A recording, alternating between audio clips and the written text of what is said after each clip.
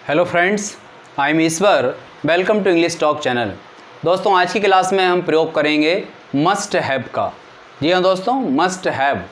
सो दोस्तों, पहले इसका हम ग्रामेटिकल अर्थ देख लेते हैं। दोस्तों, जब हम मस्ट हैव का प्रयोग करते हैं दोस्तों, तो इसके प्रयोग से पता चलता है कि पास्ट टाइम में किए गए किसी कार्य का अनुमान या संभावना का स्ट्रॉन्ग बोध होता है। मतलब मजबूती से जब किसी बात को रखना हो कि पास्ट टाइम में जो कार्य किया जाना था, उस कार्य के होने की संभावना ज़्यादा थी और ऐसा अनुमान लगाया जा रहा था कि वो काम हो गया होगा। जैसे हम हिंदी में ऐसे बहुत सारे सेंटेंस आपने सुने होंगे, वे वहाँ चले गए होंगे, उन्होंने ये काम पूरा कर लिया होगा, माँ ने खाना बना लिया होगा, वे उनकी मदद कर चुके होंगे, या उन्हें उनकी मदद करनी चाहिए थी, हमें वहाँ जाना चाहिए था, या वे वहाँ चले गए होंगे, या उन्हें वहाँ जाना ही चाहिए था।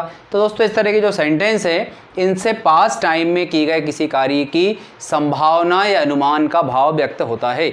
जैसे मान लीजिए, अगर आपको ये कहना है कि वह पास हो गया होगा, तो ये जो बात है इसमें अंत में गा आ रहा है, तो इससे दोस्तों ये नहीं कहना है कि ये फ्यूचर का टाइम है। हम बात कर रहे हैं पास्ट टाइम के बारे में कि वह पास हो गया होगा, यानी उस व्यक्ति के बारे में हमें आज वर्तमान में ऐसा लग रहा है कि वह पास हो गया होगा। यानी हम आज ही अनुमान लगा रहे हैं कि वह पास हो गया होगा, क्योंकि उसने पढ़ाई की थी, अच्छा अध्ययन किया था, परीक्षा के लिए उसने अच्छी तैयारी की थी, तो हम अनुमान लगा रहे हैं कि वह पास हो गया होगा, या उसे पास हो जाना चाहिए था। क्यों? क्योंकि उसने बहुत कठिन परिश्रम किया था, अच्छा अध्ययन किया था। तो दोस्तों, जब हम ये कहेंगे कि वह पास हो गया होगा या उसे पास हो जाना चाहिए था, तो इस बात को हम इंग्लिश में कहेंगे ही मस्ट हैव। पास होना एक इंग्लिश का ही वर्ड है, इसको हिंदी में हम उत्तीर्ण होना कहते हैं। तो पास चूँकि इंग्लिश का ही वर्ड है, ये मेन वर्ब की फर्स्ट फॉर्म है, तो पास की थर्ड फॉर्म होगी पास्ड। तो हम सेंटेंस कहेंगे ही मस्ट हैव पास्ड, वह पास हो गया होगा। ऐसा इसलिए कहा गया, इस बात को ध्यान में रखते हुए कि he had worked very hard, क्योंकि उसने कठिन परिश्रम किया था। ये बोलने वाले व्यक्ति को मालूम है, और इस फैक्ट की मदद से वो पास्ट के अनुमान के बारे में लगा पा रहा है, पास्ट का अनुमान लगा पा रहा है कि वह पास हो गया होगा। क्यों? क्योंकि उसने कठिन परिश्रम किया था। तो सेंटेंस हुआ दोस्तों, ही मस्ट हैव पास्ड, यानी वह पास हो गया होगा। जिस समय आपने उनको मैच खेलते हुए देखा था, आपने देखा था कि वे बहुत अच्छा खेल रहे थे, उनकी शुरुआत बड़ी अच्छी हुई थी, लेकिन आपको अंतिम परिणाम के बारे में पता नहीं चल पाया। लेकिन अब वर्तमान में आपने कहा कि वे मैच जीत गए होंगे, उन्हें मैच जीतना ही चाहिए था। क्यों? क्योंकि उन्होंने शुरुआत अच्छी की। तो हम कहेंगे दोस्तों, दे must have won the match, they must have won the match. Must have के साथ में हमेशा मेन वर्ब की थर्ड फॉर्म का प्रयोग करना है, ये हमें ध्यान रखना पड़ेगा दोस्तों।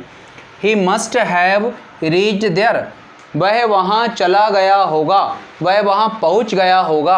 He must have reached there.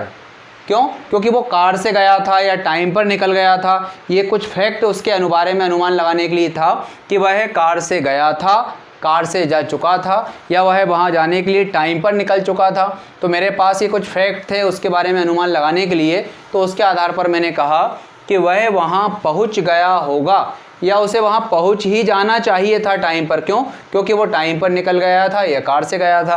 तो इस बात को हम कैसे कहेंगे दोस्तों? He must have reached there. They must have help those people, उन्हें उन लोगों की मदद करनी चाहिए थी, या उन्होंने उन लोगों की मदद अवश्य की होगी। तो हम कहेंगे दे must have helped those people. तो बड़ा आसान है दोस्तों, जब भी हमें कहना हो कि पास्ट में कोई कार्य का एक अनुमान या संभावना की बात चल रही हो कि उन्होंने उसे बुलाया होगा, पास्ट का है, so they must have called him, उसने खाना बनाया होगा, he must have cooked food, उसने ये काम पूरा कर लिया होगा, he must have completed this work, माँ ने उसे बुलाया होगा, माँ मस्ट हैव कॉल्ड हिम, उन्होंने राहुल की मदद की होगी, they must have helped Rahul. So बड़ा आसान है दोस्तों, मस्ट हैव के